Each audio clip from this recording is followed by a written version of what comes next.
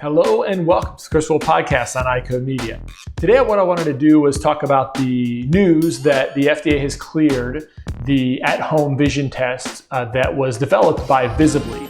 And so that was news this past week, and I want to talk about what an at-home vision test could be used in the legitimate practice of caring for patients, and then maybe how Visibly is using this technology to renew prescriptions, which is nothing new. And then also kind of talk about the differences between FDA cleared and FDA approved and FDA registered. And so those are all nuances that I think are important and things that we should be able to understand and communicate with our patients. And so, as always, be sure to subscribe to the podcast, write a review, share it with your friends, and support those who support us. So today I want to talk about the MyDay Multifocal for just a second.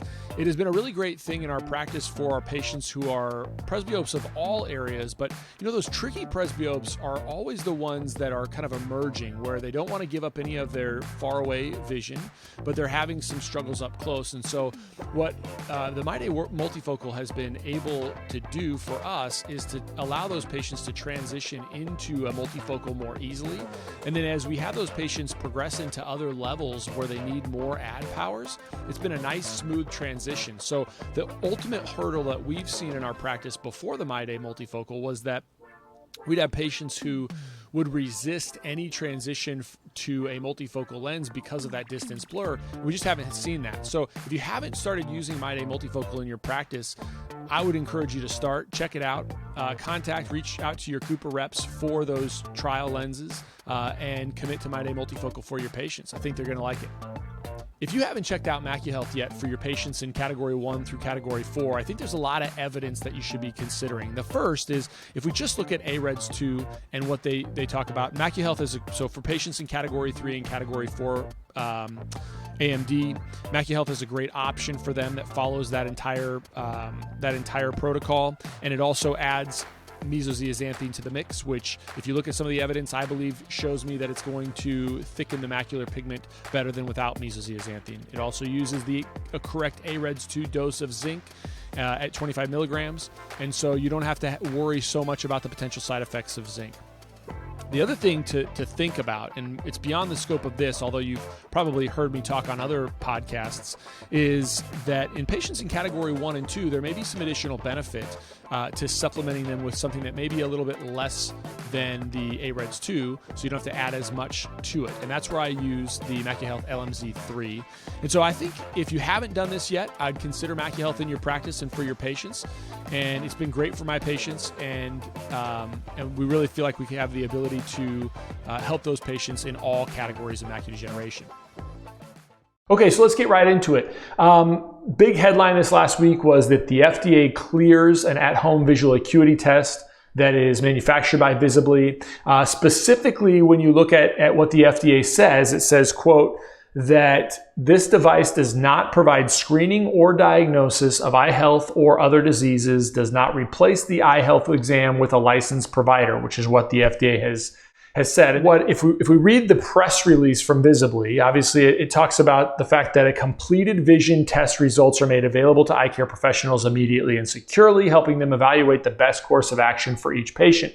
And that kind of leads me into thinking about how this would be applied in a practical standpoint. So let's say I had a patient that was remote that we were providing telehealth services to, and I wanted to get a really accurate measurement of their visual acuity. It might be nice to be able to send that patient a link, and that patient would be provided with a process where they could check their visual acuity. Now, this could be done probably much more simply, where you could provide a PDF, email that to that patient. That patient could use it at 100%, say on their Zoom, on their computer, walk away 10 feet or 20 feet, however you've calibrated that PDF file to be. And then that patient could simply read off on the screen.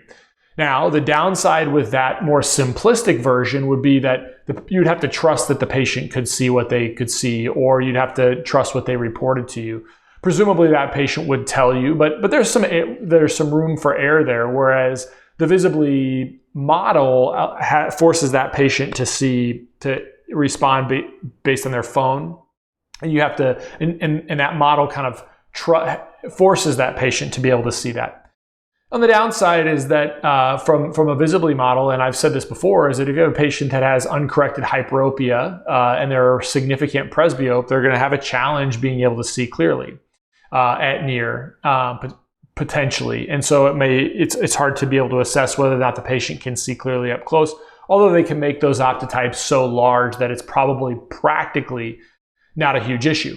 Now, that would be a legitimate use of the Visibly technology if you were kind of monitoring a patient's vision at home.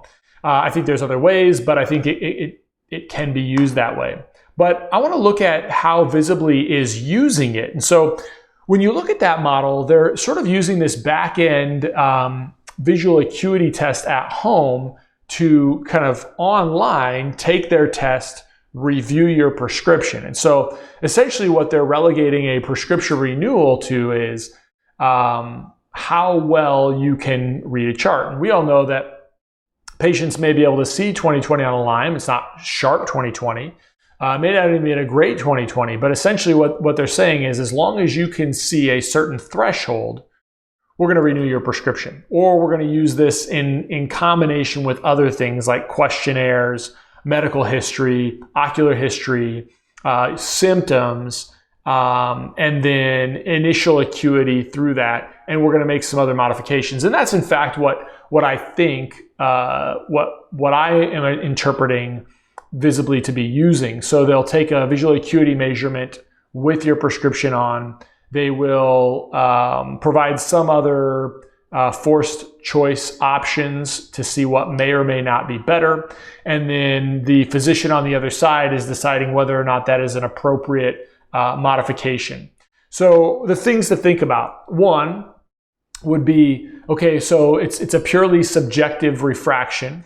And then the other thing to know is that it is, there's all the other opportunities to miss eye disease. And obviously patients may or may not believe that this is a screener or that this is a screening for disease or that this is replacing a comprehensive eye exam. So there's all these other potential issues with it. We can go a lot deeper into those potential issues. I think the bottom line is that really what this is looking for is this a way to renew your online prescription? If you look at their website, they've got back to school sales for glasses and contact lenses, different codes, those sorts of things. I mean, clearly this is a challenge when you think about patients' perception of what they need to get and what they get. But really, I view this incumbent upon us to be able to distinguish our services and what we're providing in our offices or via telehealth through other options to make that distinct difference in the patient's mind. And I think you can clearly do that. I would be shocked, and it's my problem, if a patient goes online to renew their prescription and they walk away thinking that was the same thing or better than what they got in my office. That's a me problem. I haven't done a good job. Now, on the other side of how can we protect the patient, I think we protect the patient as best as we possibly can by being able to communicate with them, by being able to provide technologies, consultation that they can't get from a remote app that's sort of self-guided. If we're not doing a good job there, then I think we kind of, we're going to be having problems. Otherwise, I think this is just sort of an extension of what we're seeing happen with technology, and we have to figure out ways to incorporate maybe an online at-home vision test into the rest of the spectrum of care that we get. Or if we think that this is not something that's going to be a big add for our patients, maybe we don't incorporate that.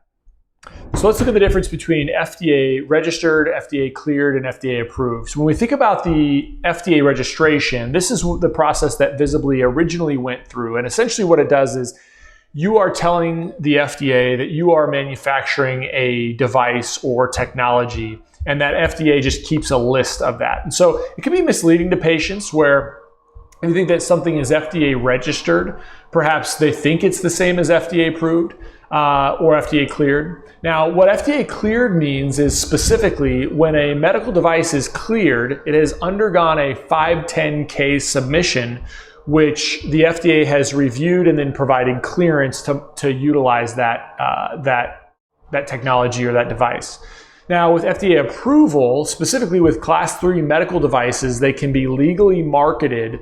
In order to be legally marketed, they must undergo a rigorous review and approval process. So following a submission and a pre-market approval, and then a humanitarian device exemption or a humanitarian device exemption, the device is then approved by the FDA. So it's a little bit more rigorous of a process to have a device approved, again, with a Class 3 medical device. Now, with a Class 3 medical device, what I wanted to do was kind of provide what does that look like. So some devices obviously may not need the full approval. So Class 3 is a device that usually sustain or support life, are implanted or present a potential unreasonable risk of illness or injury. So examples include implantable pacemakers, breast implants, etc. When you think about Class 2, it's basically most medical devices are Class 2. So these would be things like wheelchairs, pregnancy test kits. And then Class 1 would be devices with minimal potential for harm. So these would be like enemas, elastic bandages. So many medical devices might fall underneath that Class 1 medical device. So I think the bottom line for this is that there has been some additional rigor that you may decide to utilize an at-home vision test. And Visibly seems to be using their device as part of another package to write new prescriptions, or to have doctors who are working in conjunction with them to write new prescriptions. And I think there's some potential risk for patients in that, but that's really incumbent upon us to be able to take care of those patients. Doesn't mean we don't kind of work from a regulatory standpoint to make sure that these devices are being used appropriately and the physicians that are using them appropriately. But I think it's really incumbent upon us to make sure that we're differentiating what we're doing in our practice from what can be done from some of the technologies that are available remotely. So I hope you enjoyed this episode. Have a great week. We'll see you on the next one.